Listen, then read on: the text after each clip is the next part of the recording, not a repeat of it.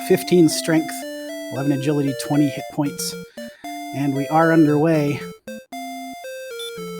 Lorik will give our players their starting speech.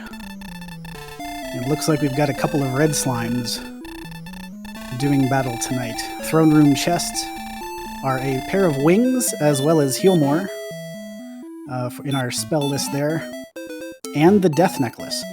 So our players will be able to escape the throne room with the key. Tilo's going to throw those wings right away, as will Smashy. Quick check of the stats, and there is a town nearby. Smashy's going to head back into the castle, and Tilo's going to check out this town.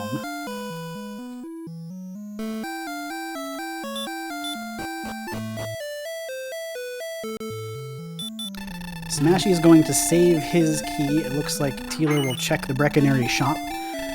Got a couple of useful early game items there. Leather armor, small shield, a bamboo pole, as well as a hand axe there. So with a little bit of gold, those might be in play. And we'll see if there is some gold here. Smashy going to check the Tanagal treasury. Finds a gold chest in that top left. Finds a gold chest in the bottom left. And a gold chest in the middle. And a magic key. We're rich!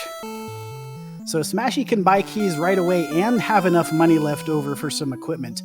As Tilo is doing some initial exploration here, not an uncommon strategy with this key. He's just going to poke around a little bit, see what he can find, and then upon the Death Warp, probably check that treasury.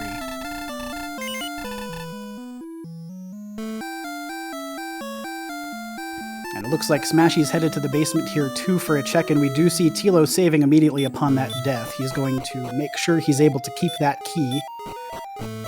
Smashy just stayed put for a mere second there in the basement, and unfortunately I did miss what was down there if he took a couple of bonks. But Smashy does have a bead on the town of Brecconary, and he's going to get there with 1,500 gold, so he'll be able to reel in the best equipment that is on display here. Got that hand axe and that half plate. Hand axe good for 15 attack power, the half plate good for 16 defense. He's got a small shield too. Doesn't have quite enough money to get all the gear right at the moment, but with that hand axe he's going to be able to get the rest of that money fairly expediently if he should so choose. Tilo now also buying keys in the back of Tanagal Castle.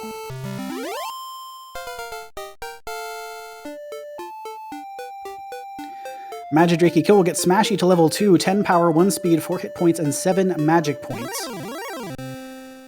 Tilo took a couple of steps inside. I saw him go to the right, and that was about it, so I still have, personally, not much of a better idea what's going on down there. And Smashy with 40 attack power is going to try to use his 1 heal more to take out this skeleton. Mission accomplished there. We'll get him to the 35 experience point threshold, which will be good for another level. Actually, another 2 levels there, all the way up to level 4 is Smashy. So those stats that we saw. Good for 2 levels there, picked up the spell of Repel as well, and an excellent dodge from that Scorpion.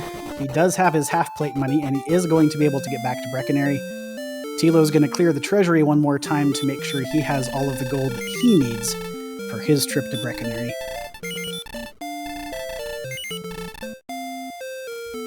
So a pretty good start for our racers. Stats are decent. Agility is a little bit low still at level 4, but nothing to be worried about this early. Plenty of attack power and defense to handle anything that zones 0, 1, and 2 might throw at our runners.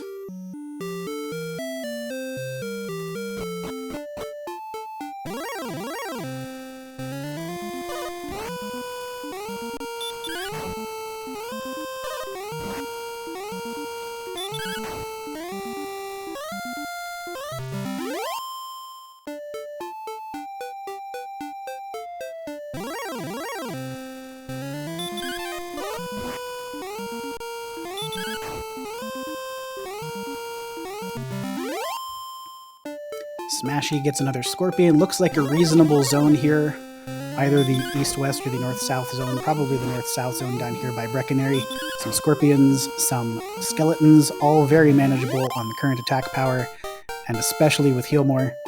Smashy's going to pick up level 5. 4 power, 0 agility, 5 hit points, 6 magic points, and a new spell. That spell is Radiant.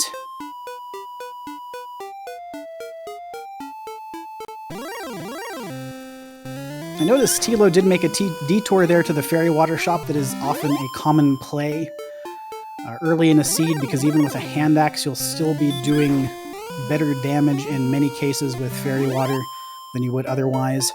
He's going to get a poltergeist here to vault up to level 3 to start things off. And Smashy has strayed just a little bit too far to the west, or yeah, probably to the west here, I would wager. Has run into a stone man that appears to be spamming stop spell and hurt. That could be helpful later. Not helpful on Thilotilo's side to deal 2-breath Magidraki.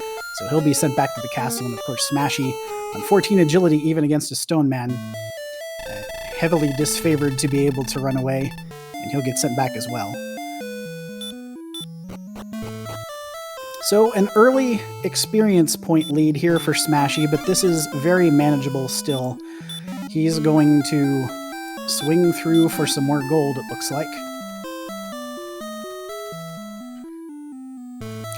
Readily available to our runners here with this key start. Tilo has headed off toward the south and has found the town of Cantlin.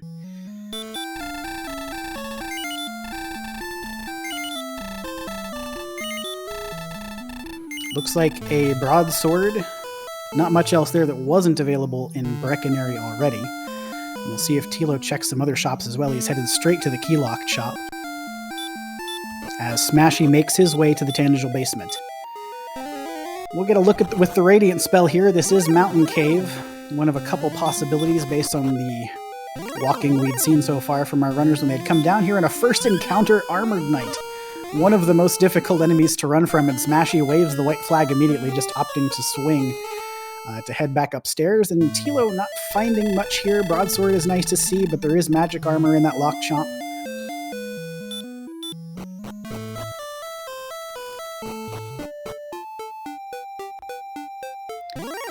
Tilo, I think, doing some quick number crunching there to find out whether or not he can survive these barrier tiles with his 31 maximum hit points and his, let's see, 3 casts of heal more, and you should be able to make it on those values. Will not be able to get back out, but that's not much of a concern. He's very close to home. We do have coordinates 9 north, 43 to the west. Haven't seen much of the map yet to know whether or not that is readily countable, but it certainly seems like a pair of coordinates that our runners will test to get a look at. And Smashy is headed to the north here and has found 2 caves in a swamp.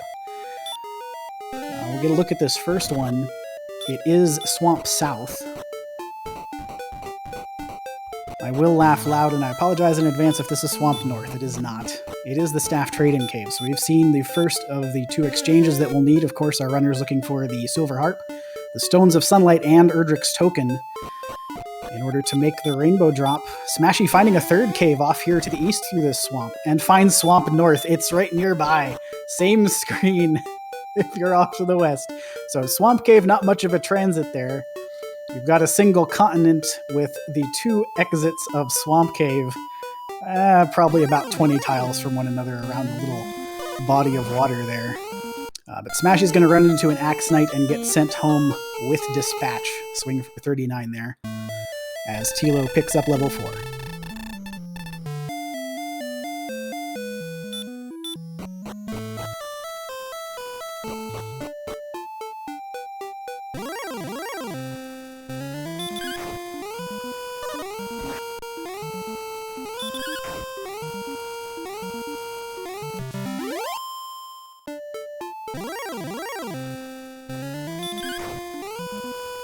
Smashy one-shots his Magidraki, doesn't see the DL2 breath yet from them, I don't think, and in doing so, we'll pick up level 6. 7 power, 3 speed, 3 hit points, 25 magic points, and a new spell. That spell is outside.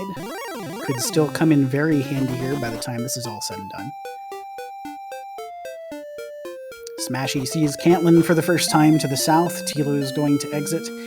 And it's interesting here that we see both of these players continuing to explore, given the early equipment that they were able to gather from Breckenary. It seems like a relatively harmless north-south zone with some decent enemies to grind, but they've opted to continue exploring on somewhat limited resources. Even with that Heal More spell, there are lots of enemies that can still take them out in one shot. But that said, This is game 3. Maybe you're willing to take some chances that you might not ordinarily take. So we're seeing Smashy here, the 7 seed, and Thilo, the 14 seed, roaming around this map. And they're relatively equal on exploration now because Thilo has found this cluster of caves, including our very short swamp cave. And he'll just do a quick bonk to check that out as Smashy is now going to make his way across the barrier tiles as well to pick up his coordinates. So very equal footing here, apart from the fact that Smashy's got about 100 experience points lead. About 10 minutes now into this one. Oh, and it turns out the Magidrakes, I don't know if I knew this till this point, but that is a full wombo combo there. The Sleep Spell and the DL2 Breath. And we are quite a ways away from being able to survive one of those. Both runners heading back to the castle just about at the same time, Smashy death warping off those barrier tiles in Cantlin. Thilo's going to head back into the field. And this Scorpion will be the Exacto for level 5 for Thilo. Or no, I'm sorry. That was 16. He needs 2 more.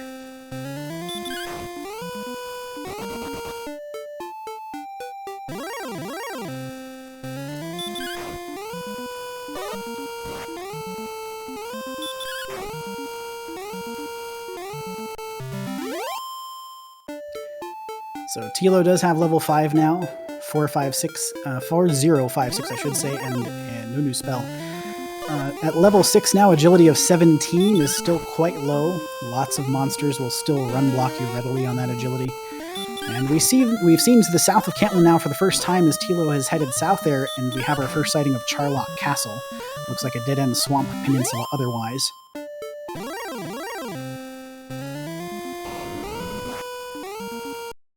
And Smashy gets his first taste of that DL2 Breath Magidrake. And speaking of DL2 Breath, werewolves also in possession of that most dangerous attack, and Thilo is going to be sent back as well. So, note that one down for later. One of your Charlock level monsters, the werewolf with that DL2 Breath first attack. We've also seen a Stone Man so far, with the relatively harmless combo of Stop Spell and Hurt as soon as they have Erdrick's Armor, which blocks that Stop Spell. That will no longer be much of a concern in terms of monsters they might see later in the game.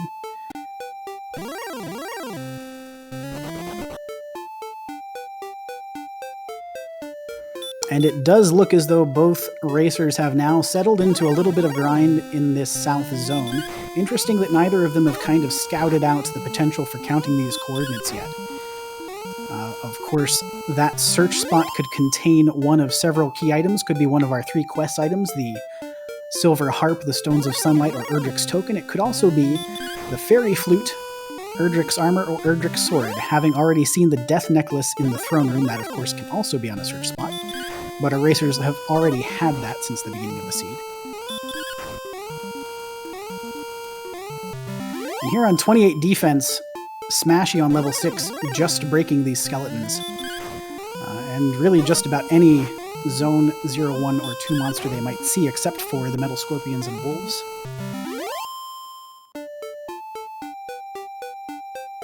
So a very safe grind here. Thilo's going to pick up level 6 as well, and because he has identical equipment, we'll be breaking those skeletons as well. So a very, very safe grind tonight. Smashy's going to get another 25 experience from this one shortly. And we're closing in on level 7, which comes at 337 experience points.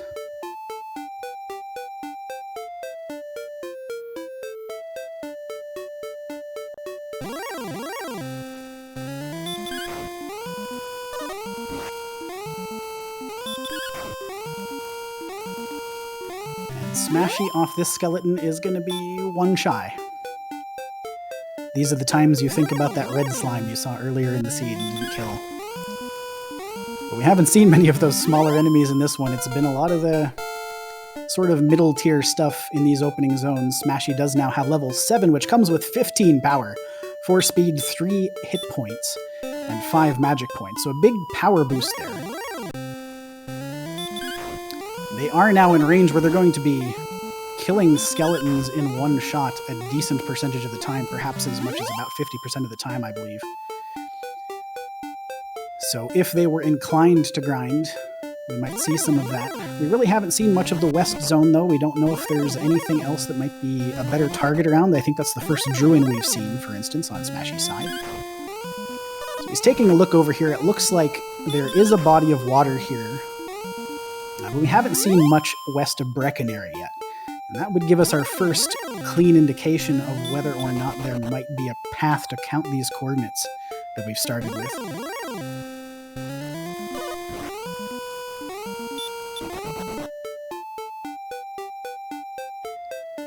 It does look like this ends. There is a cave to the south, and Smashy has a metal slime on his screen. But it's going to duck that swing and run away. Stones of Sunlight Cave here for Smashy, 1 free chest. Very close to home. Could it be something important? It is, but perhaps not critical at the moment. Erdrick's Token, one of the 3 quest items that our players will need in order to access the game's final dungeon, Charlock Castle. So the T is there for Smashy, and it looks like if these coordinates are countable, it's not going to be a direct route.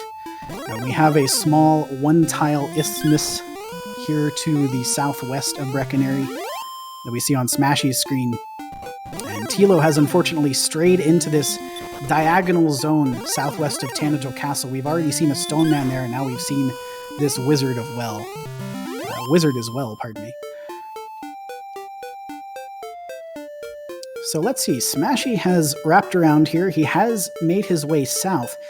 And we know this is a single continent seed because we've already seen both ends of Swamp Cave very close to one another. So the question is, which direction can we go headed this way? The coordinates are almost certainly countable, but it's a matter of winding one's way there. And Smashy has found an extremely favorable enemy in this desert zone in that wyvern. However, the zone also appears to be occupied by something very unfavorable at the moment, an Axe Knight. On 21 agility, slim chances to run away there. But one wonders whether or not Smashy might try to pick up a landmark or something else and try to make his way to these coordinates now that he knows the route that direction.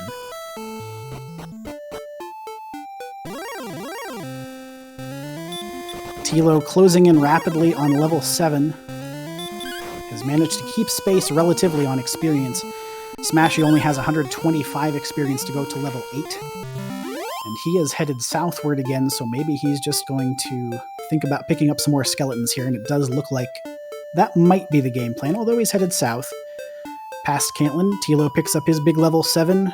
We'll jump up to 67 attack power as well. And as Lorgon points out in chat, the enemy set here that we've seen so far, the best thing that we've seen are those skeletons. There's not much in the way of zones that have some better targets. We saw that one wyvern on Smashy's side, but again, in a zone with Axe Knights makes it eminently ungrindable at the moment on 43 hit points. And it looks like there are some Axe Knights occupying this swamp to the northeast as well. Tilo's run into one of those and is going to get blocked twice and summarily sent back to Tanagel Castle. So the players locked up a little bit here. The skeletons look like they might be the best option, and Smashy has indeed settled on that as his current target.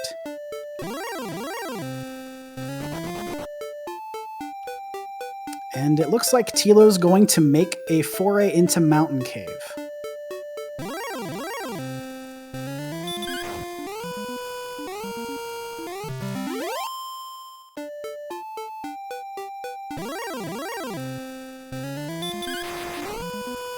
We do know there are 3 gold chests there in the Tanagel Treasury. All it would take would be for Tilo to pull 2 chests out of here in order to get a chest glitch that he could use to grind for, say, a broadsword and some magic armor. I believe are the best pieces of gear we've seen so far between Breckenary and Cantlin.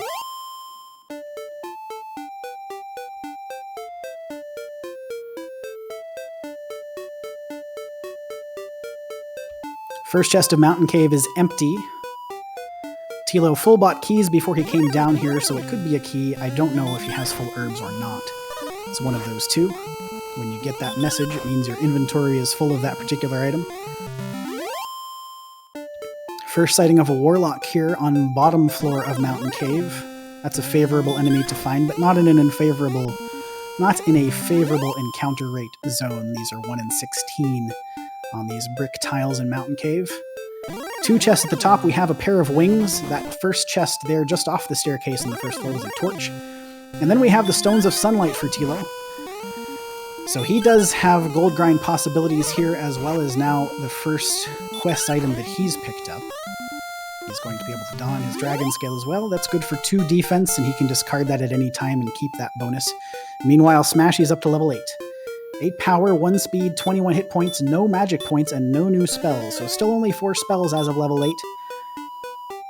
And look at this, Erdrick's sword has been sitting down here in the 5th chest of Mountain Cave for the first 20 minutes. Tilo's the first to get it. Will this give him an advantage? Remains to be seen. Still only 43 hit points here, so the enemies that he can fight are a little bit limited by that fact. But still very huge here. 92 attack power on level 7 for Tilo. And he's got that big piece of information in his pocket now too, as Smashy looks like he's started to count these coordinates.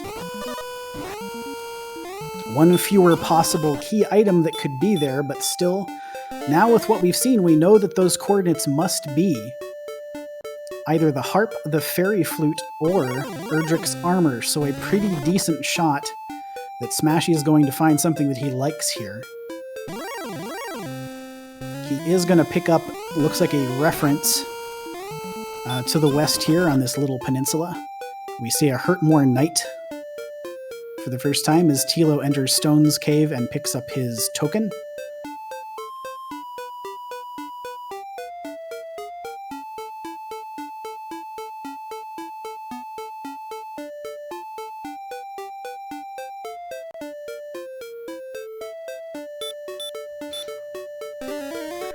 So Smashy going to continue this count, headed to the southwest. He'll have to cross this little land bridge, and he's got quite a ways to go, but we've seen a couple of enemies over here that he will like to see, including these wyverns, but there's a lot of stuff that will send him home as well.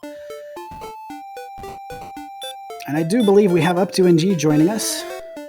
Hello, sir. Hello! Yes, sorry for the lateness on my part. I knew early this afternoon I found out that there was some possibility that I was going to be cutting it close, and it did not work out in my favor, so apologies.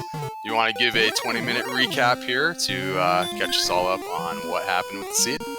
Absolutely, this is an excellent opportunity for it. We had an interesting start, wings in the throne room as well as the death necklace, so both of our players were able to save that opening key.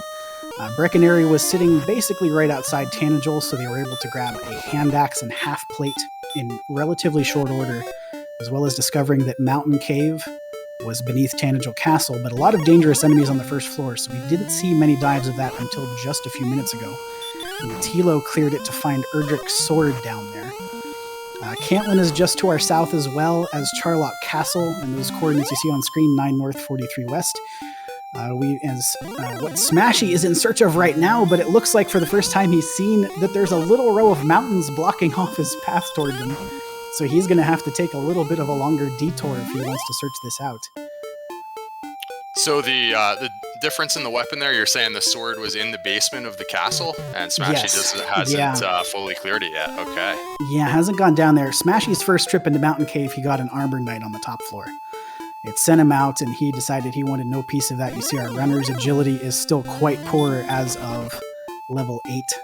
Yeah, it's funny how something like that can really sway your decision about when to come back in. If you walk in 3 steps in, you get an Armored Knight, it's like, and the other person maybe just never saw one, that can actually be a pretty big deal, because you have to work with the information that you have, right? So if you feel like, well, this place is just littered with enemies that are just going to destroy me, you might not be back in there in a timely manner, and little does he know that the sword is just waiting for him, and that's a pretty big advantage. Now, it looks like it hasn't translated yet into any kind of an experience lead, but as it goes longer and longer, if Smashy doesn't have the sword and they don't pick up Hurtmore, it might be tough for him to keep pace here. We'll see. Absolutely. Smashy now has been kind of winding around. The coordinates are a little bit difficult to count. I'll point out right now on Tilo's screen, we see both the staff trading or the harp trading cave, as well as one entrance to Swamp Cave, and what he's passing right now is the entrance to the other end of Swamp Cave. So Swamp Cave virtually useless in this one, apart from the spike tile potentially. Oh, single continent situation? Yeah, Okay. single continent situation. Smashy has been doing a very circuitous count here. He's had to go around a pretty big body of water and then another little lake to the west here. And you said that they picked up the half plate along with the weapon, so there was gold in the treasury then, so they were able to go in and out? Okay, yeah, so three gold chests in the treasury. A bigger gold grind going later on, right, if they wanted to get a silver shield or something later on. But yeah, it's always nice when there's a town nearby, and it looks like they both picked up on the fact that you could do like a slow grind where you just go in and out of the castle a few times, burn a key each time, and just pick up the gold chest, a few times, so you can get some early gear. I think looks like both of them basically had the same thought on that. So yeah, this is pretty interesting. So we just picked up level 9 for Smashy recently, I guess. No hurt more yet, and we're the strength isn't too bad with the hand axe, so he is trying to attack a knight here, but it's quite a bit of a longer fight than it would be if he had the sword. Yeah, 81 attack power right now. You're expecting maybe 3 or 4 swings for that night fight, and it's got hurt more, so you'll have to heal more on occasion, but he definitely wanted to stay alive here, and on 28 agility, I don't blame him for fighting. Well, if he's in the middle of this long and windy count, then yeah, you definitely want to stay alive. That's the worst thing when you're like 3/4 of the way there and you get sniped and you have to restart your count, so... Always a little scary if you haven't actually seen a metal slime, because they're hard to run away from if it has some nasty ability, but fortunately that one just ran from him. Have there been any metal slime encounters yet? There has been. I think that's the second one Smashy has seen, but it ran, I think, after 1 turn in that other encounter, so not much data on them. Not necessarily dangerous this time. Yeah. And this is probably a much better choice for Smashy. These Druid Lords, when you don't have the biggest attack power, it's nice to find those medium-sized monsters. They don't have any other spells really to help them except with the heal more. You can, out-tank some of these bigger enemies, right? Just healing in between. But no sleep, no hurt more, nothing like that. So just trying to find the medium ones and run from the big ones. Whereas Tilo here, I think, is going to try and tank this Axe Knight.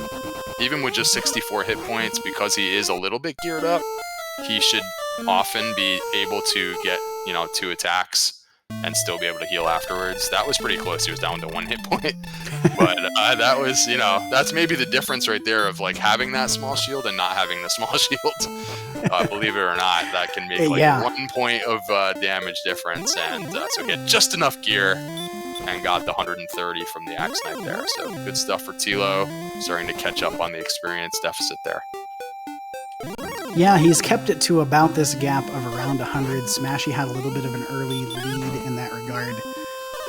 Did a little bit less checking early in the seed, and was just able to get some more skeletons. There wasn't much to grind in the opening zones. The skeleton was the most favorable enemy that we saw. Along with shockingly, there was nothing on the Spark Over Bridge tile there when searched by Thilotilo. Not even a fairy water, nothing.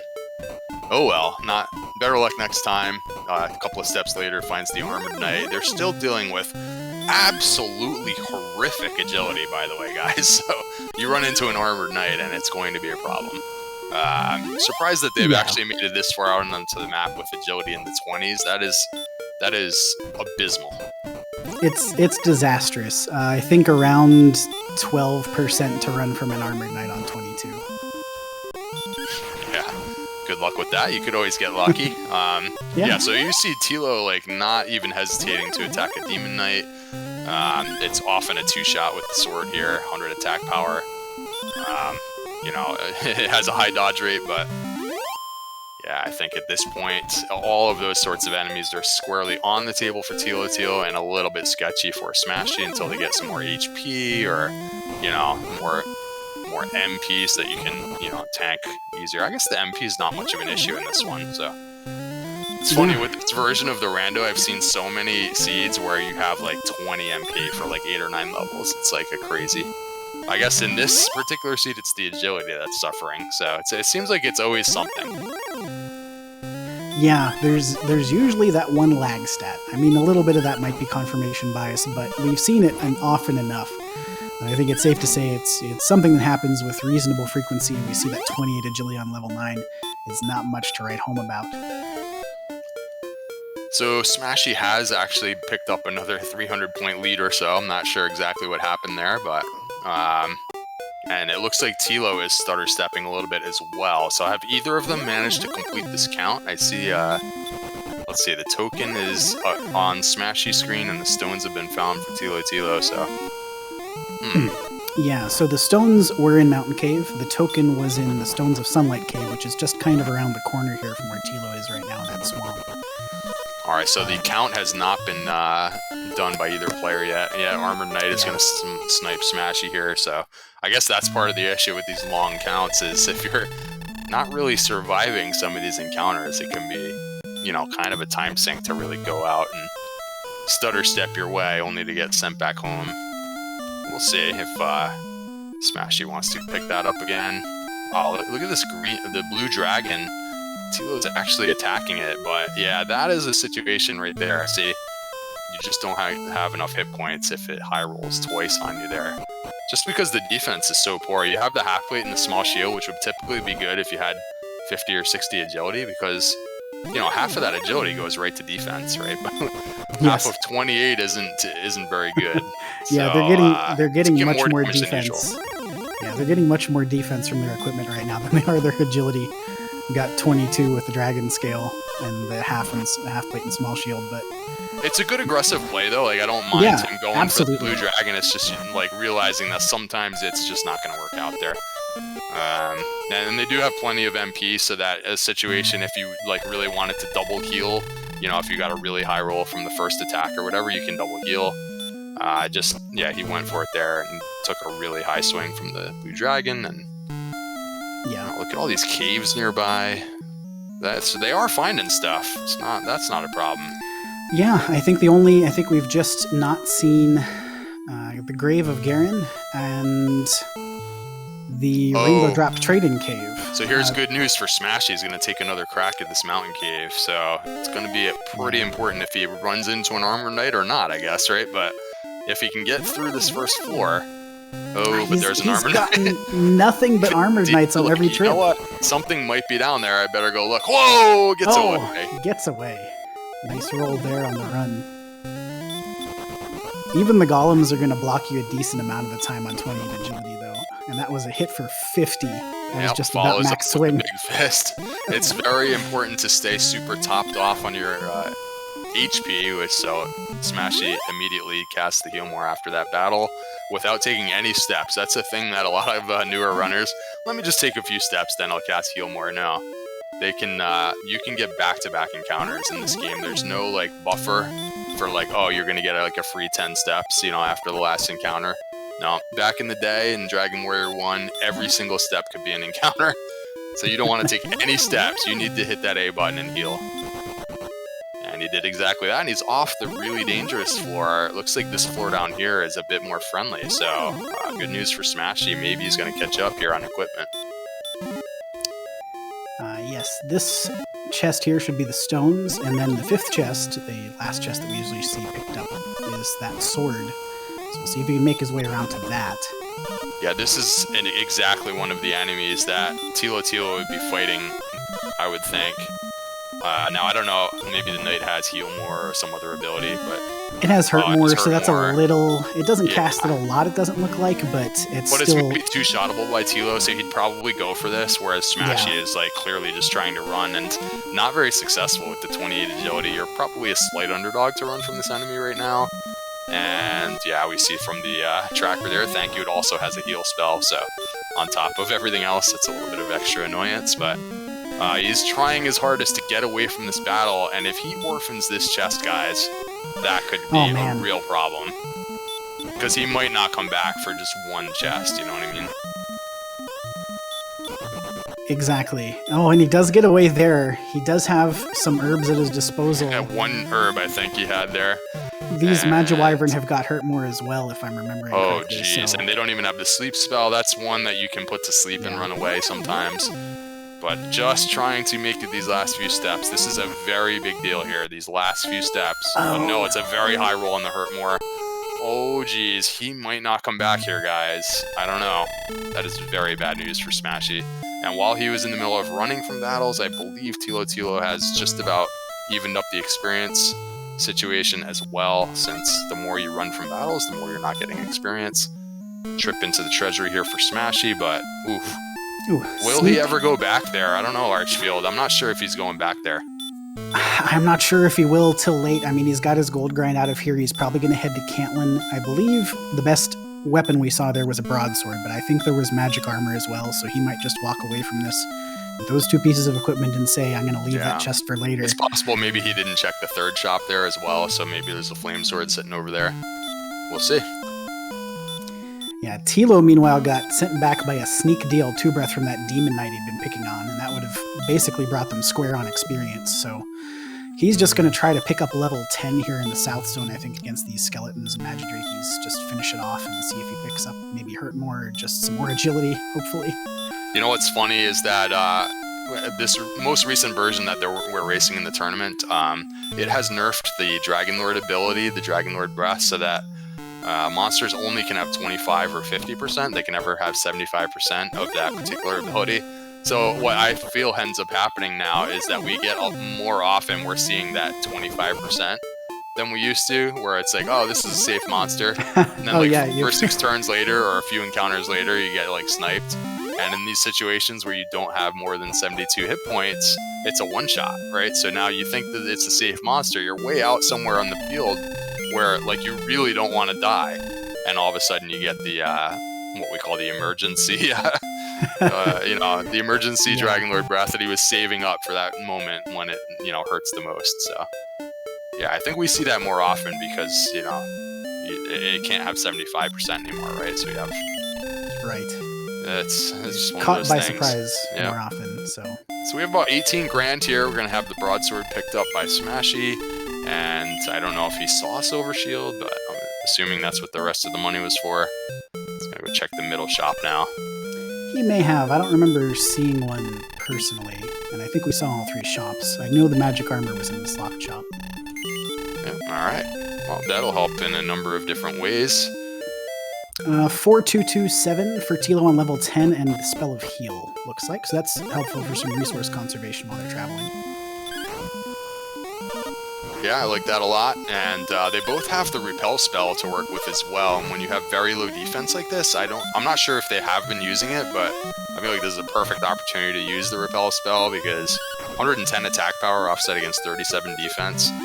Like, if you're not, if you're repelling the monster right now, you probably don't want to see it because you're not repelling much. It's a very low defense score still. I assume that they're both using that liberally. And even Thilotilo, even more so. I would think he should be repelling all the time. And there we go. Steps out of the castle, casts Repel, and let's look for some bigger monsters. But yeah, Heal is a nice pickup, and they both have it now. MP and magic usage, definitely not the problem. They can easily get from place to place right now without running out of resources. It's more about their survivability. The low HP, still one-shottable by the Dragon Lord Breath attack right now. And, the very low defense score because of that low agility, unable to run from some of the big monsters. So who can avoid some of these deaths that, send you back home, costing 2 or 3 minutes at a time? If you can survive in this stage right now, I think it's really helpful. Absolutely. I want to point out something that Tilo did just now. I mentioned that those swamp cave entrances were pretty close to each other. And so what Tilo did is the cave that you see on Smashy's screen right now is that swamp south. And maybe Smashy is thinking about the same thing. Yeah, they're using the outside shortcut to get through and just to get over the swamp, like to get over the swamp, to just skip the swamp. That's hilarious. It's about 20 tiles of walking too, which is not insubstantial. I mean, that's actually really funny. It saves some time. It's awesome. That's a great play by both of them. MP. You have all sorts of MP. Have they checked the swamp spike or anything yet, or no? Nobody has checked the swamp spike yet. It's funny considering how the count was difficult for both runners, which I'm not sure either of them have completed yet. No. Maybe it might be a good idea to go see if there's an Axe Knight over there, because Thilotilo has been beating up Axe Knights here. So there's at least one enemy you can beat. So now that Smashy's upgraded the broadsword, he's going to at least try the Axe Knight, okay. It's more about whether or not you can take the 2 attacks to the face. It looks like they are able to survive against the Axe Knight. Maybe the Blue Dragon's hitting just a little harder or something. A little while ago, we saw Tilo get 2-shot by a Blue Dragon. And of course, when they run into that Armored Knight, that's still a really big problem. That's still a huge problem. And these Sleep Hurt More Magiwyverns, not much help either. Neither player, on level 10, neither mitigation yet, no sleep, no stop spell, would be helping out a ton against some of these enemies that have. Yeah, and the stop spell as well, good call there. It's really, this agility score, guys, is significant. It's the more you just keep like failing to run from this kind of a monster and taking a death because you're getting slept and wrecked. It's just, typically that's like, in this stage of the race, that's just like a no-brainer runaway. Like, you're shocked when you don't run from a Magiwyvern. But we have 30 agility. Like, you're gonna get blocked by a Magiwyvern pretty often now. And yeah, like you said, now they have sleep and hurt more. So there's a lot of deaths happening basically because of that agility score. And like we mentioned earlier, I think we're at the stage of the race where if you can just avoid dying, it's a pretty big advantage. You don't want to be 3/4 of the way out to somewhere and have to start over.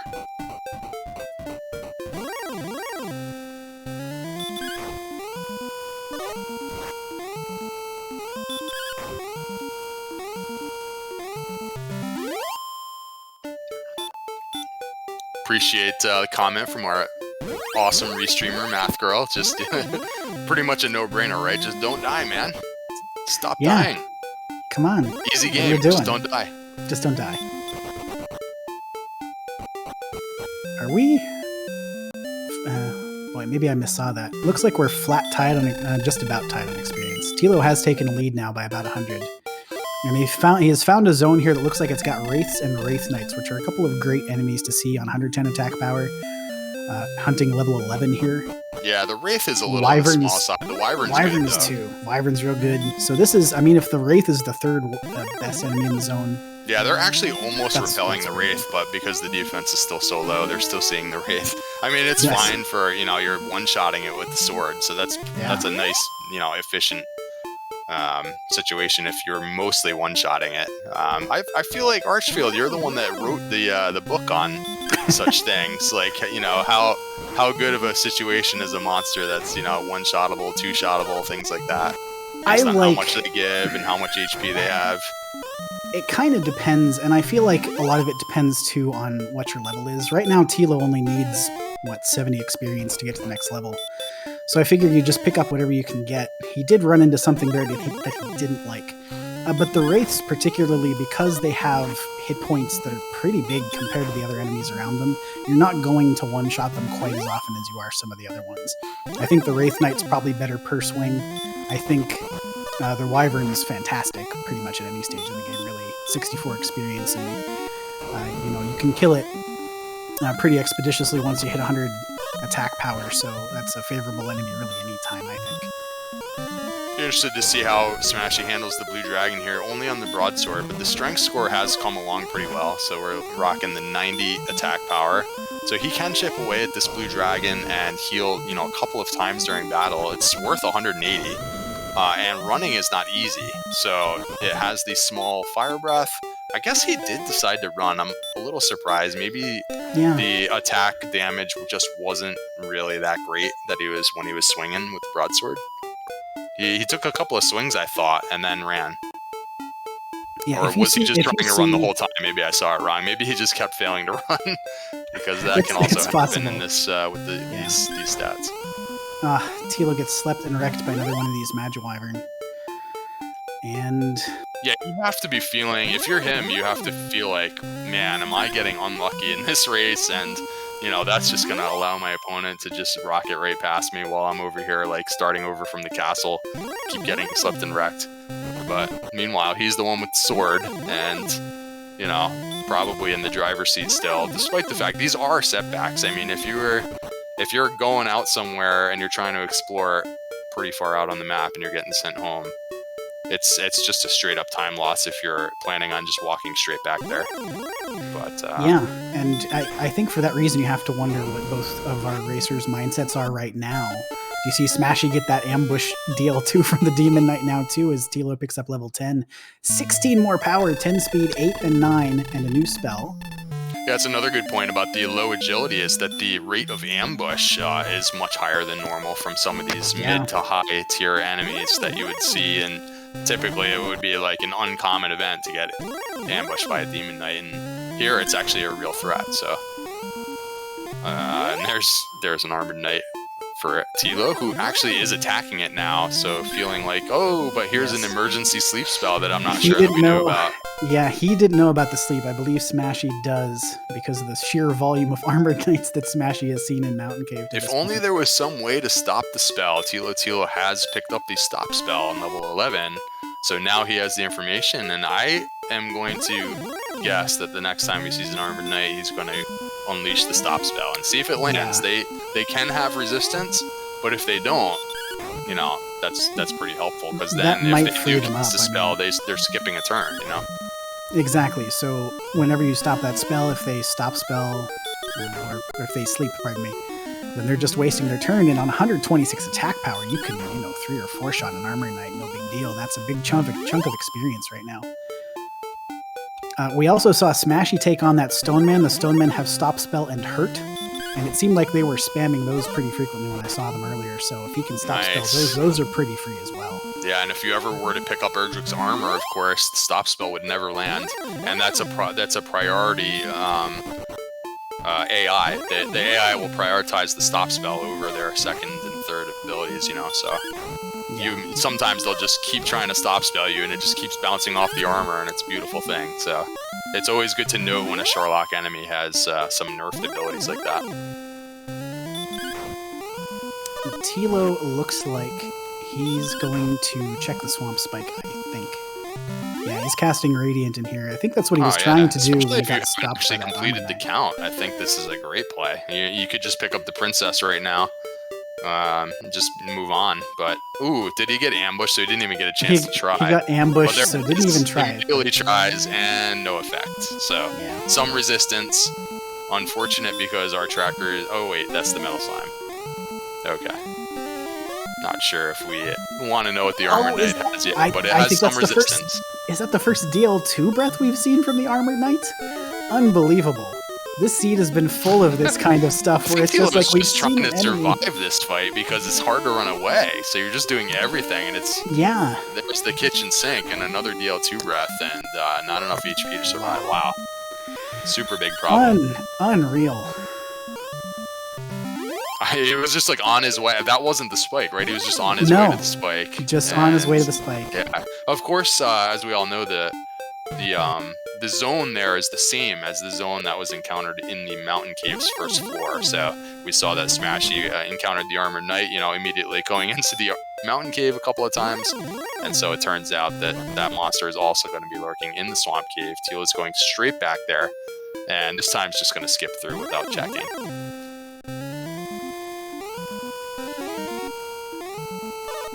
I feel like maybe the plan there is if he picks up Hurtmore on another level or so, then you're going to want to revisit any situation where there might be Armored Knights, because all you have to do is survive the one turn and land both Hurtmores, and that's the end of that. Easier said than done when they have the Wombo combo. Yeah. You could get ambushed very easily by an Armored Knight. They have very high agility. Oh, wait, we're going back in to check the tile, and there it is. Blue Dragon, that's a beatable enemy. That's a beatable enemy, and... right now, given we haven't seen any abilities from it yet, probably pretty favorable. There's a couple of things we definitely wouldn't want to see here. That Armored Knight probably being one of them. Yeah. I saw Smashy try a couple of stop spells on his most recent Armored Knight. Didn't land those either. So I think we've seen maybe 4 casts now and no effect. So a little bit problematic there if their stop spell resist is high. Yeah, question in chat whether we're going for a grind here or a princess rescue, and I'm kind of thinking both. He has the outside spell right now, not the return spell. Not sure if he grabbed any wings out of any treasure chests, but what's nice is that you won't have to walk back out of here, with the Armored Knights lurking around. If you can get to the princess, you can get out of here with the outside spell, but in the meanwhile, maybe just pick up this level here because you still have like 49 MP to work with. It's costing maybe 1 heal more for each of these fights, and it's 180 a pop, so I kind of like the idea of getting like 2 or 3 of these blue dragons and then grabbing the princess. Archfield, I mean, if you notice, we have some orange stats now, so we're getting to that point where we really want to round up the items because we could have go time at any moment. Like, we get some more HP, and it's like almost go time. So I always, for me, when I'm running a seed, that's a little bit stressful. I feel like if I haven't found everything yet, and all of a sudden go time comes, it feels really inefficient. Like, if my opponent found everything faster, they're just going to win. Yeah, exactly. You start to think that way, and it's that level wasn't much there. A couple of points of everything across the board, except for strength, it looks like, on level 12. So, 2 agility, 3 hit points, 1 magic point. And they did get return. I think Tilo had some wings anyway, because there were at least a couple pairs loose, I think, in Mountain Cave. But he'll be able to head straight back with Gwaelin and get his GPS. Yeah, picked up the return spell on that level, so it doesn't even need the wings. I like to use the wings anyways, because otherwise she'll just steal a torch. So I like to just free up the space in the inventory by using the wings, if I have them, even if I do have the return spell. So we're going to take a quick MP refill. We're going to grab this princess, and then he probably has a general idea of which part of the map to go, like, walking, if it's a windy path, because he kind of went for it before. And so he knows that maybe you can walk there or whatever from a certain way, and maybe now that he has the princess, he'll head over there for the item pickup here. Still just really needs the armor and the harp. They already have the death necklace, if that becomes a thing. So, one of those two could easily be on the overworld, and then you just, one required item away. Yep, there we go. Still haven't seen Garenham at all. So one of the caves that we're still looking for has to be in the basement there, and along with its 3 chests. So we still got Grave outstanding, and I believe the Rainbow Drop Trade Cave, the Jerk, still out there somewhere, as well as, I think, Tablet Cave somewhere out in the world. So those, I think, are the missing locations that would have chests.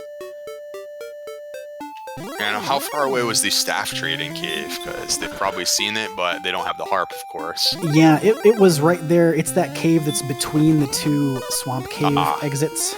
So if you saw that in the swamp, that's the staff trade. Okay, so that's easy for them to at least remember where to go back to it. I think that Tilo maps, and my hunch is that Smashy does not map. Sometimes just remembering where you have to go back to if you saw something 40 minutes ago can be challenging, but another Armored Knight death for Smashy, who has managed to keep the experience lead even despite not having the sword all this time, which honestly, that's pretty impressive. No hurt more and no sword, and somehow keeping pace. So we'll see if that continues. Tilo is on the hunt for this overworld item here.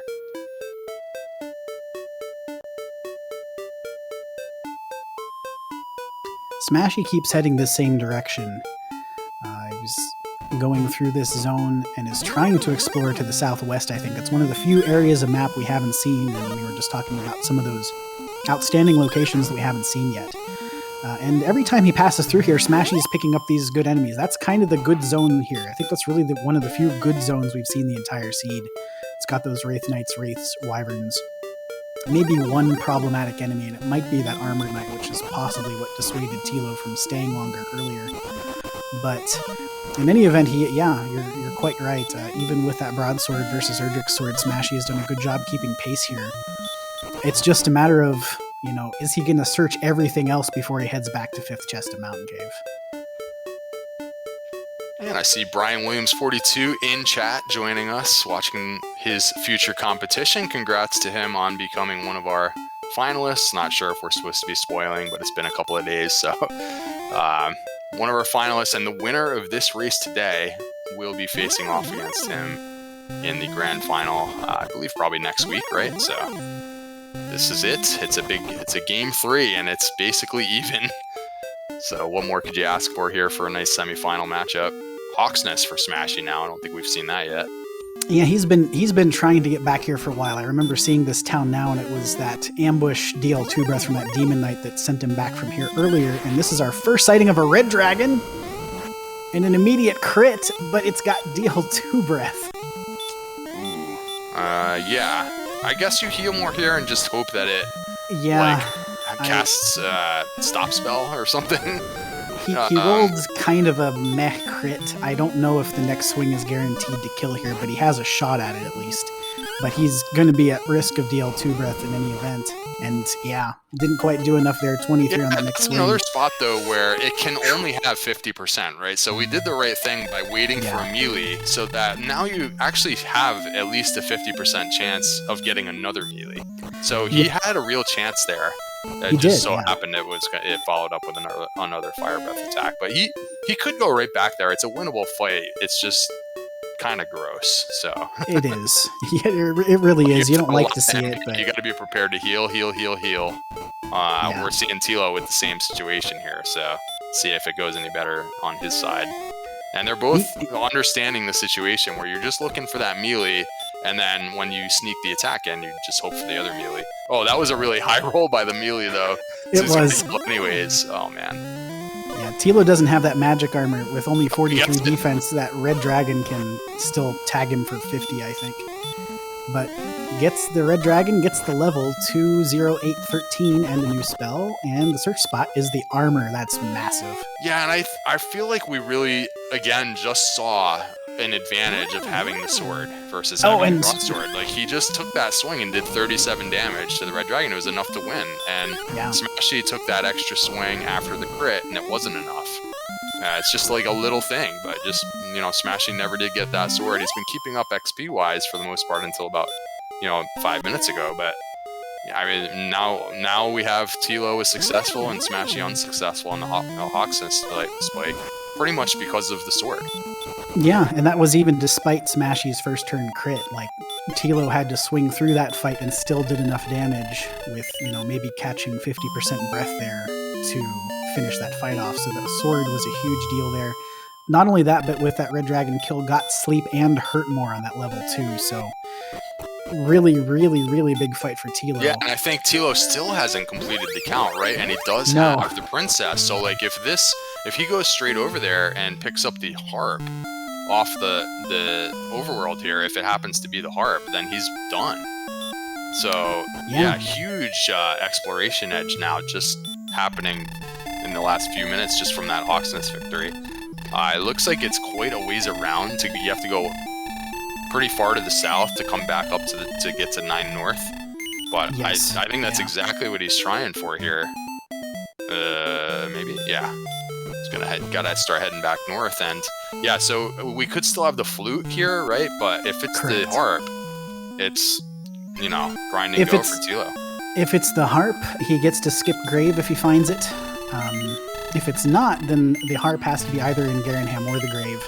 We still don't know quite where the Rainbow Drop Cave is either, so that's a little bit of exploration that'll need to be done, but it's going to be such smoother sailing for Tilo now that he's got the armor and hurt more.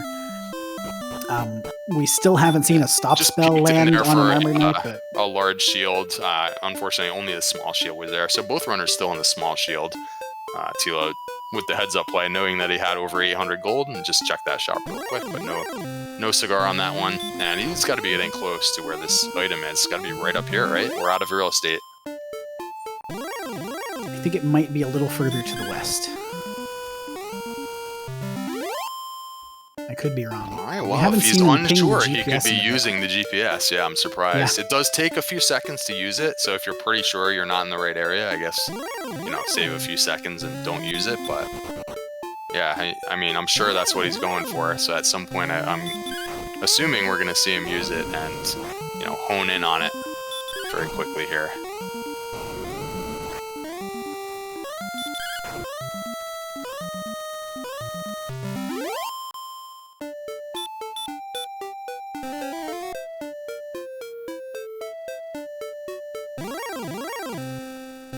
Could this be the Rainbow Drop Cave here? You also said, I think, Tablet Cave's still out there, right? Tablet's out there, Grave is out there, so it's one of those three.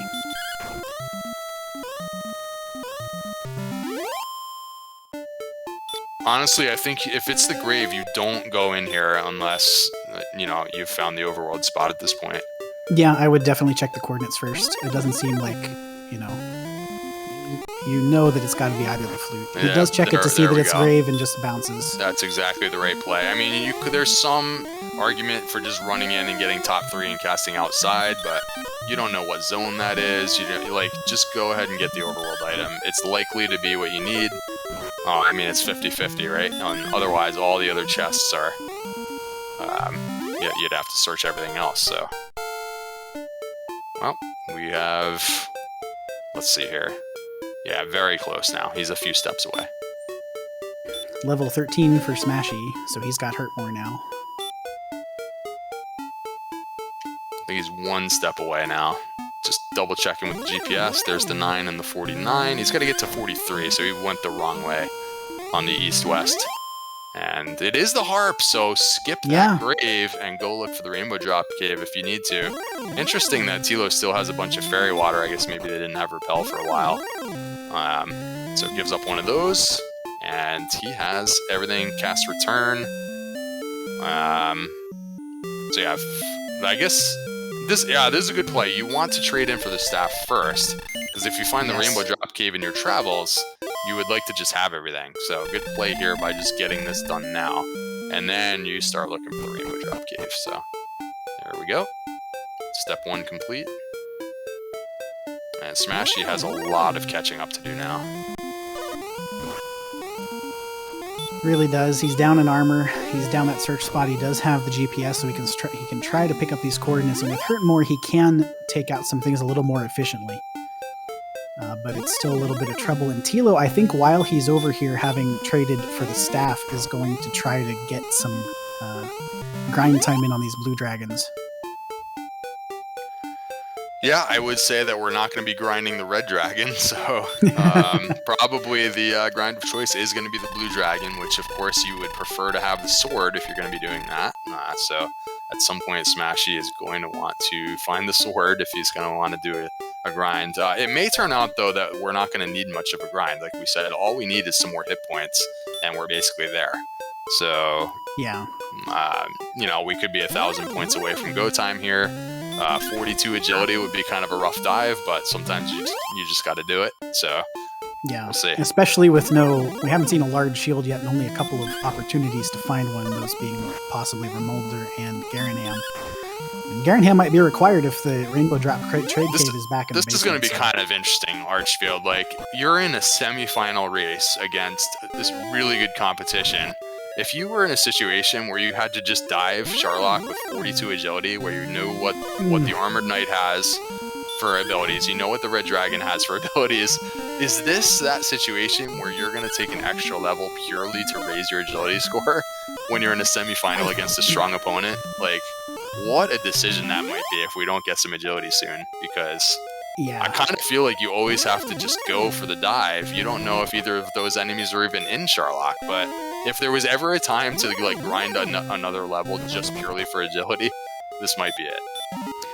It might be, and the thing about, for me, the thing that I always think about grinding for agility, as we see Smashy clear top 3 of Grave here to no avail, is that really any other stat is probably going to help you too. If you get 20 hit points or 10 more attack power, that just enables you to take alternate means to get through Charlock. If you want to start fighting stuff, you probably can. It's a little trickier in this seed because the 2 big run blockers. The Red Dragon's got DL2, the Armor Knight's got DL2 and Sleep. So trying to fight your way through is tough. I really feel like you've got to run, and so that might be weighing on their minds too. I'm also interested if they'll maybe try stop spell straps in Sharlock, except I think Tilo has already tried it and failed on the Armored Knight, so it has some resistance. I think I've seen maybe 8 combined between the 2 of them stop spell attempts. I've been watching for that on the Armored Knights. I've not seen a single one land so far. That's just below average luck, but yeah, that doesn't bode well for using that strat in Sharlock. So they're going to want to run, and running with 42 agility is very annoying. Well, some decent stats there on level 14 for Tilo. You got 20 more hit points. You got 1 more strength. He did pick up 13 agility, so he's in the mid-50s now. This actually is go time, except he's clearly not happy with the agility score, so we've already gotten our question answered here. I mean, it's kind of borderline statistics. otherwise, I guess. It would be winnable if, you know, everything was perfect, but Smashy goes, Smashy goes knows. 1, 2, 3 on a metal slime here, so helping him keep pace a little bit. Nice. So not casting repel, apparently. If he's seeing metal slimes, that means he's not repelling. All right.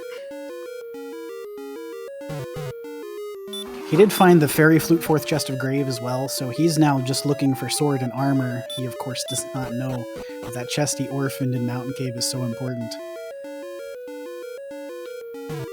Yeah, that can just be devastating. It's, I mean, it's I think a decision a lot of us would make when it's very difficult to get through that dungeon, and you've gotten 4 out of 5 chests.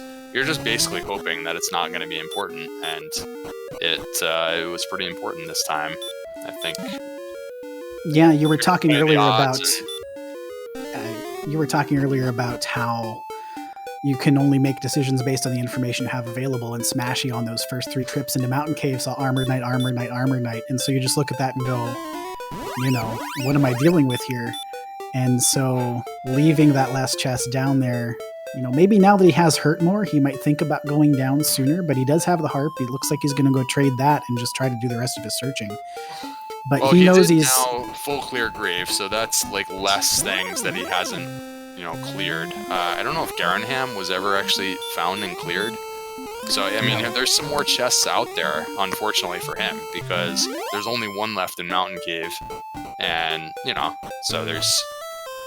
Obviously, he hasn't done Hawksness. There's so many more things for him to do. It's just one of those things. He just probably won't go back to Mountain Cave until the bitter end. It's a situation he might even go into Sharlock looking for the sword, you know, so. Well, right, because if you're playing the odds there, you've got 7 chests in Sharlock and then just that 1 left in Mountain Cave. If he stumbles across Tablet, of course, Garanham might still be required if the jerk is back there in the back door, but still have a little bit of exploration to do, but Tilo's trying to pick up his levels first. Yeah, I'm super interested in how far Tilo is going to go with this. This is 100% winnable already with Fairy Water strats.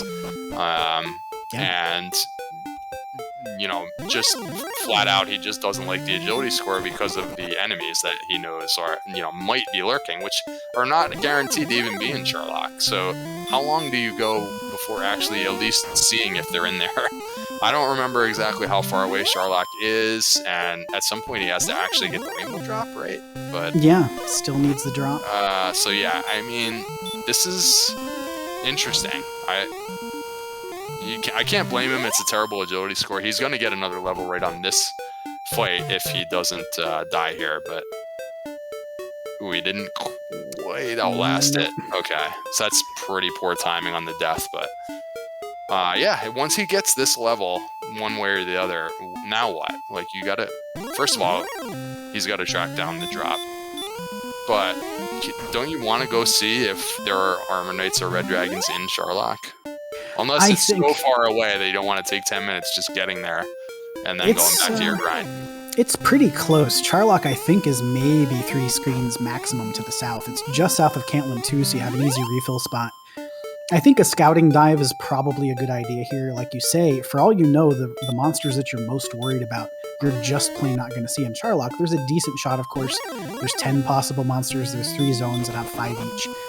But you can easily just not roll anything bad in any of those zones. I guess what I'm saying as far as kind of interesting race situation is, like, typically Thilotilo would be way ahead right now and a heavy favorite to win the seed, right? But if Smashy, like, finds these last couple of things and dives at 14, and Tilo is still kind of like, well, I just want to get more levels, like, he could end up seeing his opponent just go right past him. Just, you know, going for it on a lower level. So there's always that thing about the extra level versus, you know, taking the risk. And yeah, he's clearly fighting more fights here. It's interesting. Yeah, especially given level 15 brought another big chunk of agility, so he's got 72 now. 117 hit points, 119 magic, so he's almost got 15 heal mores. 132 attack power. So Fairy Water is still, you know, a little bit advantageous over his attacks. Yeah, I wouldn't make like a separate side trip for Fairy Water in this spot now, but I think he's still also, pretty well. The defense score is bad, but it's like when you're standing in front of the Dragon Lord, it's not really a big problem. It's a matter of, can you get to the point where you're standing in front of the Dragon Lord? Yes. That's the whole thing here. Yeah, on these stats, I would say Charlock is the bigger boss. And given the monsters we see, Charlock is potentially the bigger boss.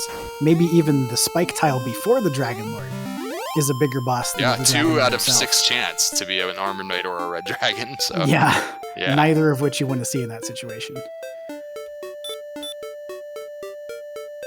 Well, so Tilo is continuing to go for more levels while looking for the rainbow drop here. And maybe on his mind is, if we can get half the level, then we'll maybe, get the rest on the way down by fighting through things like red dragons or something. Like,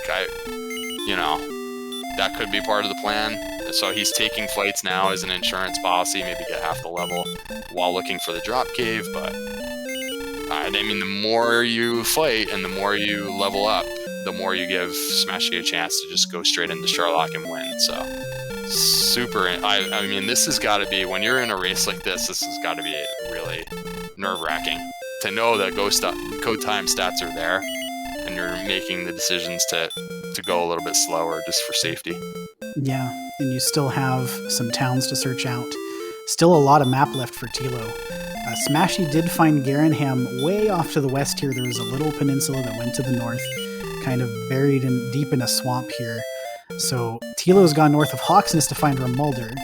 Nothing here for him, of course, unless he happens to find a large shield, which Smashy did find in Garanham. So Tilo's going to find one here in Ramulder too, so both of them now have a competent shield.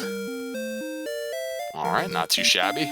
So 76 defense for Tilo now with basically full gear for this seed, and able to still take 51 melee damage from the Dragon Lord. But again, the HP is high enough now that's not really a problem. And if this next level, for example, gives like 10 or 15 HP, now we're talking about possible Death Necklace use and only needing 10 swings or something. So it could be complete overkill at that point. You know what I mean? So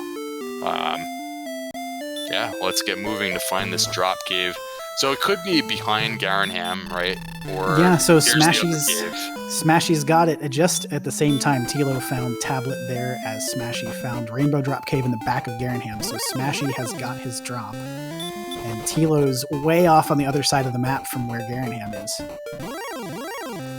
Yeah, so Smashy just basically needs to get back to Hawksness, and then I'm curious if he's going to go for Charlock or if he's going to just clear out the one chest that he has in Mountain, because he has other checks that he hasn't seen Tablet Cave, right? So it's not like Mountain would be the only thing left. So sometimes people will be like, all right, I'm just going to hope it's in Charlock. But yeah, all he's really got left is that to win that fight in Hawksness, and he could be going into Charlock right now. So this race isn't over yet. It's interesting. Despite the more than one level lead by Tilo here, the window is for sure still open. And depending on what we see in Charlock, who knows? It could be fine. It might be an absolute disaster, and then it's really anybody's race. Well, the more disastrous Charlock is, I think the more it helps Thilotilo, because he's getting close to where I feel like he might get that level up where you're just complete overkill. Like Death Necklace eligible, you have twice as much MP as you actually need. That's very fair. So, I think he's kind of hoping that it's disastrous at this point, the way he's played it. Which, it could be that odds are that it's going to be a tough Charlock, so he probably in that way is playing the percentages. He is really desperately needs Garanham. Yeah, he's on the right path. He's almost there. Meanwhile, Smashy's closing back in on Hawksness. All right, fun times on our game 3 of 3 for the semifinal here.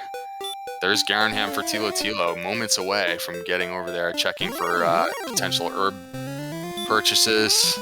Decides against that. It's gonna take the inn and doesn't even need to open the chests in the back of Garanham here, unless he really wants to look for the flute. But he could just head right on over, grab his drop that I think he knows has to be back here. Yes, he has found everything else, so he's just making a beeline for the back door. A good point in chat that they haven't found the fighter's ring yet either, so he could have looked for that as well.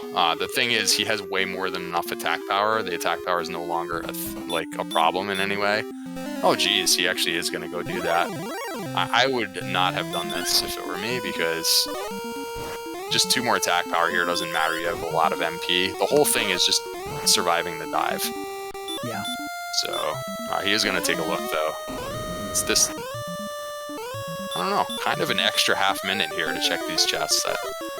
I think I liked his play originally of just walking right past them, but... Yeah, well. I agree. Oh, wait, unless he accidentally... He might have just accidentally... Oh, I didn't catch that. I thought I looked at Smashy's screen for a second. I didn't realize that he... So he was going to have to walk by those chests again anyway, so... Okay, now we're going to return, and... Decision time, Tilo. Are we going to finish off this level, maybe on Blue Dragons? Are we going to get it on the way down? Or are we just going right into Sharlock here? What's happening? Smashy has his armor, so decision time coming up. Yeah. Very unfortunate for Smash that he does not have the sword. But otherwise, they could both be going straight in at the same time. I think if Smashy were going to check Mountain Cave, he would return straight out of here. Charlock is just west of here, as is Cantlin, so my guess, and I'm frequently wrong when I make this type of speculation, but my guess is likely that he's going to try to go right away, else he would have just zoomed right back to Tanagel to clear that chest. And I can't say I blame him. I mean, he's, like you said, best of 3 is his last race. Just that one chest down there, he's seen every chest in Grave, so he has seen everything except Tablet Cave and 5th chest of Mountain. And... you know, can you really afford to take that time if you think you're close? Yeah. Yeah, it's rough. And I'm not sure if we ever even saw a flame sword that he could hedge his bet and try and go grind for the flame sword. In some ways, what you will do is you can look in the Sharlock Treasury and not find it, but the Sharlock Treasury actually can trigger a gold grind as well. So then you go back for the flame sword. By then, the race will be over, but, you know... Yeah. From his mind, like, maybe that's a thing, like, go check the Sharlock Treasury, and that's the backup plan, theoretically. Oh, here's yet another chest that he hasn't opened. So there's a bunch of checks that he hasn't done. That's the problem. When you have these, like, single chests here, like, he hasn't seen Tablet Cave either, right? So there's all these little things that he hasn't seen, and because of that, maybe you just go for Sharlock. And Tilo's on his way in. Alright, so this will be pretty big, seeing what these monster zones have, and the first encounter is a red dragon, but he gets away on the first turn. We have a red enemy. We did not see any other ability, right? It was just the DL2 breath, which, you know, doesn't do as much damage when you have the Erdrick's armor. So it's not the end of the world to see a red dragon. The problem is that you're only, like, you know, less than 40% to run from a red dragon right now, or somewhere in there. Yeah, I think it might be right about 40% exactly, actually. So he's choosing the run strats instead of maybe going for the 3-shot, which you're not always 3-shotting a red dragon with this attack power either, so you could try the 3-shot and then low roll, and then you're just going back home if he hits you with 3 Dragon Lord breath attacks, so... Yeah, I don't know. Kind of rough. So far it's worked out. He's been running from the red dragons pretty well. And he was thinking about picking off that werewolf, I think, because I think he does maybe want this next level, just in case. Yeah, he's 800 points away. Yeah, he was thinking about that. Yeah, lots of red dragons so far. Well, in a few steps he'll actually be out of the zone, so then you have to like recalibrate whether or not it's worth getting this level, because if they're all easy zones from here on out, it's faster to just, you know, go fight the Dragon Lord. Yeah, Stoneman's one of the easiest enemies we've seen in the seed that stop spell and hurt, so this should be 3 or 4 shots and no damage taken for 150 experience. Yeah, so continuing just kind of that insurance policy of it's a little slower to fight these fights on the way down, but you know, again, if the next level gives you like Death Necklace HP and all that, then it's just you become overpowered. So he's just making sure, like if the agility stat isn't going to work out as well. You know, so far it's worked out really well. He's run from 3 or 4 red dragons. But we haven't seen the Armor Knight yet. Could be in this zone or the next. Or on the Spike Tile, as you mentioned. So just is trying to get as powerful as he possibly can get without sacrificing too much more time. Smashy was headed to grind some blue dragons, I think, and got interrupted by one of those armored knights. So he got sent back with about 500 experience points to level 15. Yeah, that's gross. And 15 is the one where the stats are really clearly enough. 14 was sort of borderline with this 103 MP. You'd have to load up on Fairy Waters and give it a try. But, so that means he will be just going back to Swamp Cave. Wait a minute. Okay, going in the other side of Swamp Cave to make the walk shorter. Okay. So Tilo here, probably really hoping to get to the DL2 fight with full resources if he can, but barring that, to insulate against a back attack, maybe 96 magic points is the good number here, so we'll see if 16 helps him.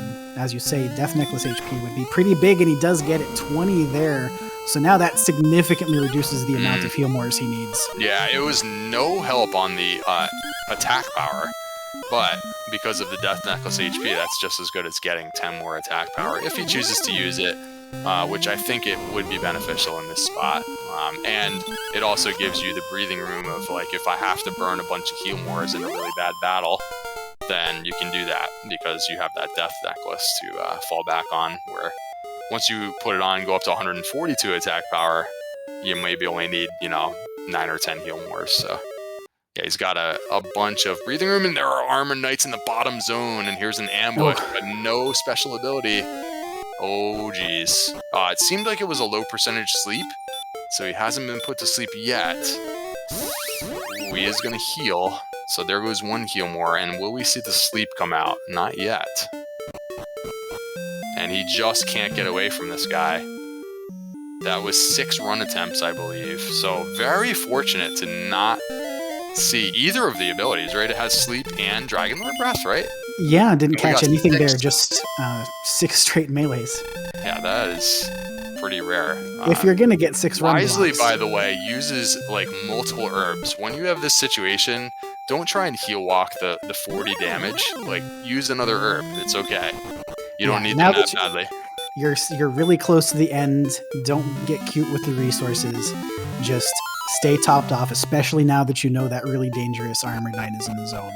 No reason to try to heal walk the last 10. Yeah, you want to enter your next Armored Knight battle completely full, like no matter what. no doubt, because you don't want to take that chance. Really good hero walk here on the final floor, and the Spike Tile is a blue dragon. All right, so and a crit. And a crit for no resources spent. He's got a few herbs. He's only down 1 heal more, I believe. Yeah, only had to spend 1. Yeah, so he is in very, very good shape here. He could use the Death Necklace, or he could win without it. I assume that he will use it here. He's got plenty of extra HP, although he can get hit for 51, so that's an argument against using it right now. And it looks like he's swinging through. Yeah. Just a little extra safety there to not bother with the Death Necklace. Makes for a little bit of a longer fight, but he should have plenty of heal mores with 132 attack power. So I kind of like that decision as well. You don't want to get hit for 51 in a spot where all of that could be avoided. Smashy has barreled through Zone 1 of Charlock and is on his way down, but as it stands right now, does not have a chance. Even if he gets to 16 with the Death Necklace, he's still only at 122 without Erdrick's sword. So yeah, I was trying to think trouble. If he could have gotten a flame sword, whether like some of these stats were overpowered enough for him to actually win with a flame sword, but there wasn't really a very good way for him to get one. So with the broadsword here, it's just a no-go.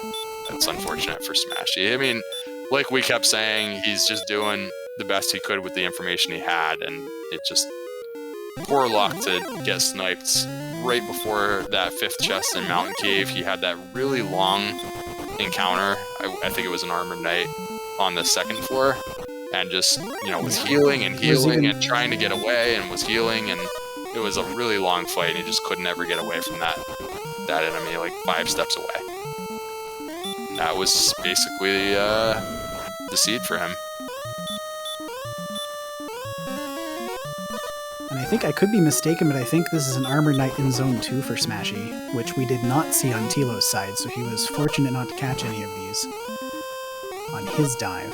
And he's not getting away. Here comes another Healmore. Nope, he's already asleep, actually. Yeah. Not waking up either, so... Oh, man. Just another piece of luck. Tilo had 6, just melee attacks from the Armored Knight, and Smashy gets put to sleep and doesn't wake up. So, that's our luck for you. Can swing in either direction. But Thilotilo is in command, for to the point that hour. I haven't even been counting. He was pretty much going to finish this up with 2 or 3 Healmores left, and has. GG!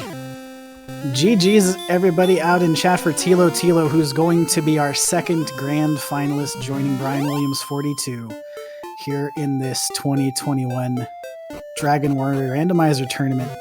He has finished with an official race time GG time of... Waiting for Gwaelin drumroll. 125.54. Very nice.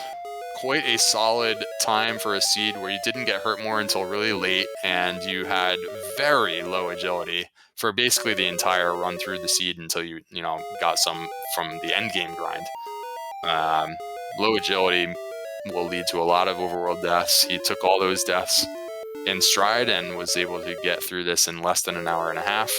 We do have the quick forfeit from Smashy, who doesn't yet have the sword, so from his perspective, he's way behind and understandable. Yeah. And that was his first question too in the race room chat, was asking if the sword was last chest mountain, and getting the disappointing answer from Tilo on that one. But man, you wonder how that seed would have gone if Smashy is able to get to that sword on his trip through Mountain Cave.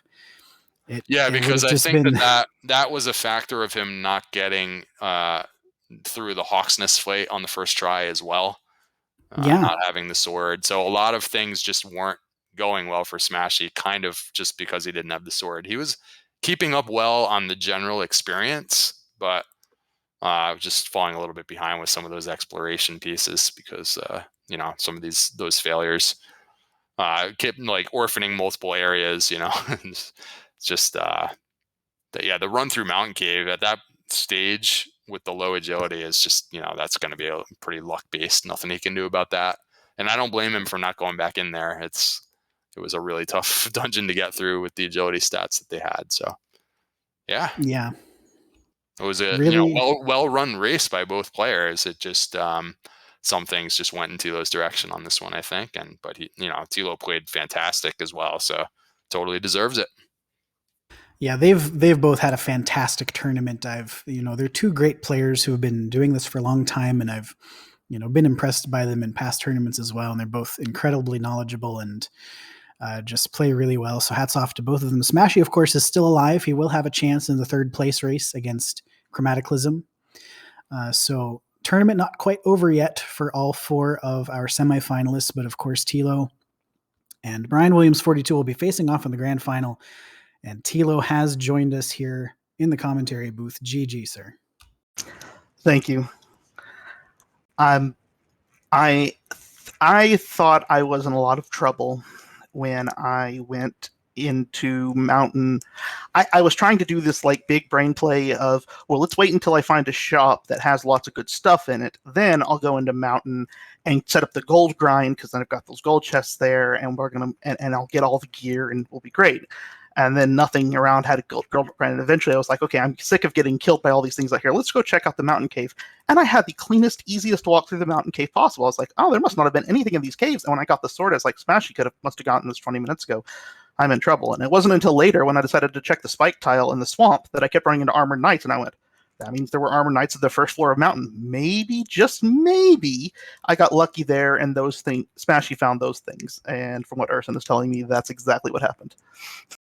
Yeah, that's basically the size of it. Smashy had gotten to bottom floor of Mountain Cave, had cleared it through 4 chests, had gotten the stones, and then just got this night encounter that would not let him go. And of course, your agility was so poor through, even the first 10, 12 levels. I think he was in there on maybe 20 agility or in that neighborhood and just couldn't shake that night. And with the hurt more and maybe 60 HP, he was using heal more to try to get away, but couldn't manage it. Yeah. I mean, it was the agility was so bad. Like, just getting surprised that you can't run from anything. Like, obviously, like a wizard or whatever, you might not run from all the time, but you're just going in those mid-levels, you'll get there after a couple of run tries, or the stone man or the whatever, and you never did. To some point, after I died one time, I was like, let me check the agility, because Magiwyverns, I never thought I would have that much trouble running from Magiwyverns. But those things were just like the bane of my existence in this seed. Every Sharlock monster had DL2 breath pretty much. It was just an entire set of stuff. Like, so I got a lot of bad RNG in terms of overworld exploration, but in terms of Sharlock and the Mountain Cave, when it really, really counted, and frankly at the Spike Tile and Hawksness, I got the RNG going in my favor in those spots, and that'll save you a lot of trouble with mistakes or with issues elsewhere. Yeah, I think that Hawksness Spike one was a pretty big one. You had the sword going into that fight, and were able to catch some windows to swing, relatively safely, or at least as safely as you could under the circumstances. Smashy rolled. That was another spot where he kind of got into a fender bender there in terms of RNG, where he came in with a broadsword into that Hawksness Spike, landed a first turn crit, but only did around 60 damage or so, and then wasn't able to finish it off before he hadn't seen the DL2 breath yet, and it finished him. So the fact that you were able to get sword and then take it to Hawksness to get your armor too, I felt like that was a pretty big deal. Yeah, that definitely, sword there, causes a steamrolling effect, because even though I felt behind getting it 25 minutes in, obviously if Smashy was never able to get it, then that's going to steamroll in lots of different ways. So this was one of those, as soon as I saw the Wombo combo on the Arbor Knights, I said, this is a take your pick kind of seed. Over a bunch of these seeds, you'd get one player, probably Smashy, winning a majority of them over as a trend, but in a single seed, with Wombo combo, Armored Knights, and DL2 Breath Dragon Lord, you're just like, this is just a, who gets the RNG, and I got the RNG today, and I'm happy about that. But feels bad that there's things that kind of get in the way of being able to see top level gameplay. So GG Thilotilo, it's up to NG. What's going on? Congrats on making the grand final. I had one kind of overall strategy question for you, and it has to do with your end game. I'm kind of curious on your decision to clearly just grind extra levels because of the agility stat. And when we were kind of discussing, like, you're in a semifinal against really good competition, but of course of the Armored Knight and Red Dragon, and that they're kind of nasty in this one. So what is the idea? Like, how long are you willing to grind extra levels when I think we had theoretically winnable fights when you had, I think, only 103 MP. I forget what level, maybe 13 or 14. Yeah, at 14 we had like idea?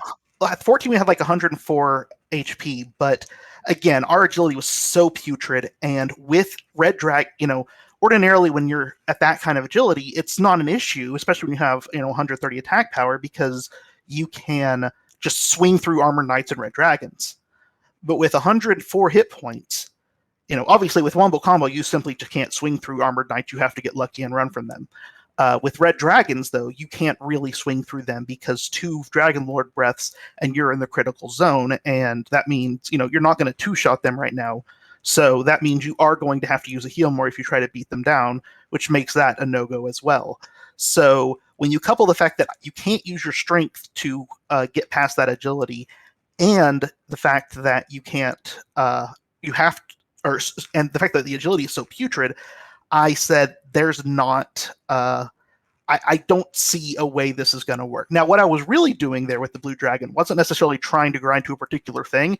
I was just there, so I was going to grind it until I ran out of resources, hoping to get agility at some point. The dive down was, I would like something to make this a little safer, because once I got past the first floor, the first zone with the red dragons, and found that nice cushy second floor, I said, I don't know what's in the bottom here, but I would love either hit points or strength, or agility.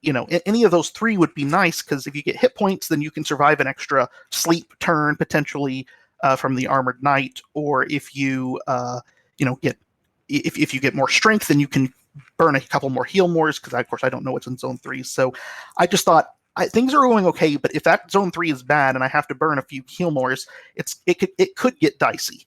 But then we got an extra 20 hit points, and I had all the doubles I wanted.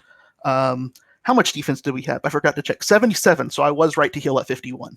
Great. Yeah, so it's interesting. It's great to hear all the thoughts on that, because a lot of people discount. If you were standing in front of the Dragon Lord, that's one thing, but actually getting to the Dragon Lord is another story in some seeds. And sometimes it's prudent to go ahead and take a little bit of extra time to make sure that that's a little bit higher percentage play, I guess. Of course, you didn't know for sure if there even were armored knights or red dragons in Sherlock, so there's always that possibility. And that's part of why I dove when I did. Ordinarily, I would say I don't even want to try diving at 15. I want 16. I think you even tried stop spell several times out in the overworld, right? And that wasn't landing against armored knights, so that wasn't going to be a backup plan, probably. So what I'm seeing from chat is that there were actually armored knights in all 3 zones. I think I only personally saw them in 2 and 3, but there might have been 1 and 1 that I just did not see. Okay, so yeah, I never saw one in Zone 2. I just saw an endless supply of stonemen. I have never in my life been happier to see stonemen. Yeah, one of the few really great Charlock monsters. Yep. Yeah, since you only needed like 800 or 900 points, it was like the stoneman was like a free. You didn't even have to worry about healing up damage after that battle. That was a pretty good one. Yeah, it was absolutely lovely. So, yes. So I'm glad I didn't see the Armor Knight in Zone 2, and I actually only saw one Armor Knight in Zone 3. I had a lot of trouble running from it, but fortunately, it never threw a sleep out at me, and so I was able to get 4 or 5 run fails, because I assume, based upon my experience, those Armor Knights were 50-50, right? We thought so too, but I believe the tracker was running through some of those monsters, and it was 25-25, believe it or not. It certainly did not look that way based on the samples that we got. And the red dragons? Well, he did see the one in Sherlock, and it that's true. at him 6 times in a row. We were like, wait, where's the abilities? Yeah, that's the one where I went, wow, I can't believe I'm getting this lucky. But if it's 25-25, it's not quite as surprising. It's just I got unlucky so many other times. 8 of 16 stop spell, that sounds about right. And then the red dragons were also 25%? I believe so, yes. Yeah, I got bereft, I think, 3 times in a row by them, or 2 times in a row by it on the Hawks and the Spike tile. And then there were at least a couple of those back pocket DL2 breaths that you just didn't see coming because you'd already fought monsters a couple times, like the Demon Knights. I think there was at least one of those. And wow, based on what we saw, I thought the Red Dragon was 50% DL2 for sure. I did too. I think Tilo might have seen it, or Smashy might have seen it like 4 in a row or something, trying to heal up through that. Like that's crazy. And then it took 1 melee, and then it followed up with another DL2 to finish him off. So. Yeah, that's crazy how that can happen with small samples, but it's like again, for me, the most interesting part of the seed was the end game, because usually that's just clear cut and you're just going in to win and stuff. And this time, I feel like you really had a decision there about when to dive, like how long to grind. You still hadn't seen Rainbow Drop Cave yet, also, and it was. Sometimes I've seen people try and be conservative about it, and it costs them. But other times it's definitely the right way to go. And I thought it was a real decision, and it worked out well for you. It only took you one dive to win, so that's always good. Yeah, that you're saying when do you go? Because theoretically 14 would have been doable, and it was a non-starter because of all the things I said earlier. 15 though is one of those where, in a generic sense, I'm grinding to 16 before I dive. But this is the one where I say I feel like I'm a little behind. I also feel like this is one where you're just going to have to beat your head against Sharlock. You could get to 20 and still get womboed back home. And so I said I have to at least try.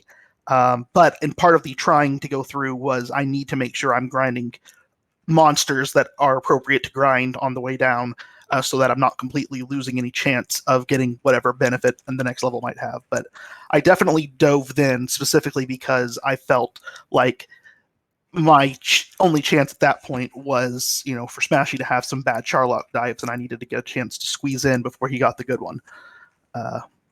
Good stuff. And of course, so I guess I'm assuming next week it starts right away. You'll be facing off against Brian Williams, 42. I assume you feel like you're a heavy favorite there. So, well, so this is where I start talking about fate. I have been in three brackets, and the last two brackets have sent me home from the 42 flavor of runners. So fate just wanted to make sure that Brian had the opportunity to send me home. Skills doesn't matter. 42, the fate of 42 has me doomed here. But no, I'm really excited, and I think it'll be a lot of fun. I think it'll be really good. I'm still just in shock that I'm where I am. I was 2-2 going into week 5, so I was afraid I wasn't even going to make the playoffs, and so now to be where I am.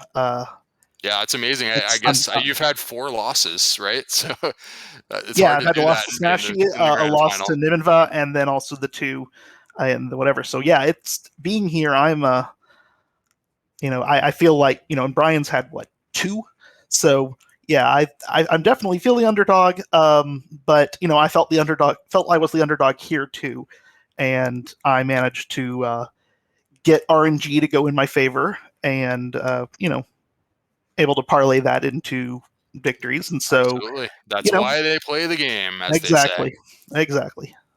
Sometimes the Giants beat the Patriots. Indeed, as much as it's painful to hear. Very good. All right, Archfield. I don't know. It's your show. I was a late arrival. I don't know. Not sure if there's anything happening next. No, I think what we're going to do is in just a moment, we're going to send it off to Diabetes the Second, who is playing some Dragon Warrior 4 randomizer. But I just want to close things out by congratulating Smashy on a great run through the tournament. He still, of course, got a chance in the 3rd place match against Chroma. But here we have Tilo has had a great tournament. Brian Williams 42 has had a great tournament.